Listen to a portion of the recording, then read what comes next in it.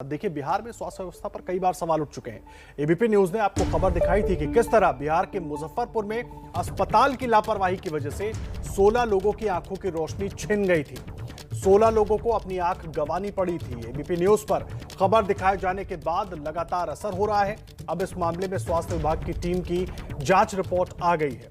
जांच में यह पाया गया है कि जिस ऑपरेशन थिएटर में लोगों की आंख का ऑपरेशन किया गया वो पूरी तरह संक्रमित थी।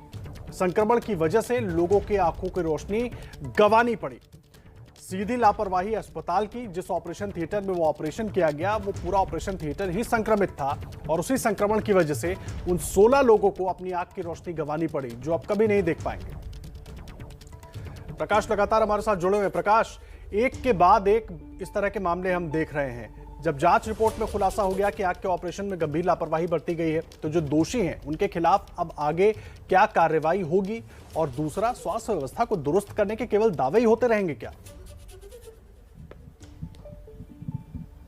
आदर्श, बिहार में नर्सिंग होम एक्ट लागू है। इस एक्ट के हिसाब से उन पर कार्रवाई होनी तय है। पर सवाल ये उठता है कि जो प्राइवेट हॉस्पिटल हैं इस तरह से और गैर जिम्मेदाराना हरकत करते हैं, उन पर नकेल कसने की कितनी भी कोशिश होती है वो कम ही होता है। अब जिन लोगों के एक आंख निकाले गए हैं उनके लिए सरकार क्या कर रही है? क्योंकि ये प्राइवेट अस्पताल में हुआ है, वो गरीब हैं, तो उनके लिए क्या सरकार बाहर उनका इलाज कराएगी?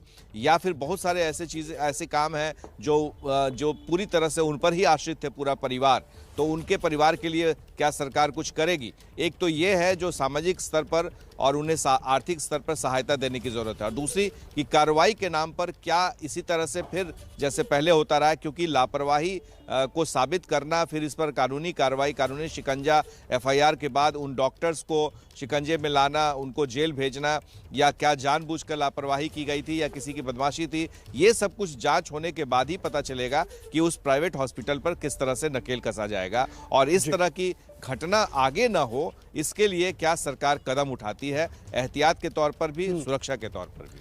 बहुत धन्यवाद प्रकाश, आपका नजर बनाकर रखिए। लगातार अपडेट आपसे लेते रहेंगे। प्रकाश कुमार हमारे सहयोगी पटना से जुड़े हुए थे, जो स्वास्थ्य व्यवस्था है और जो फर्जीवाड़ा आया सामने आरटीपीसीआर जांच में, उससे जुड़ी तमाम जानकारी दे रहे थे।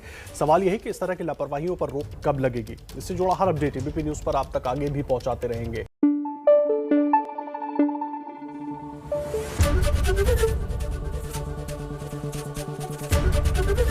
एबीपी न्यूज आपको रखे आगे।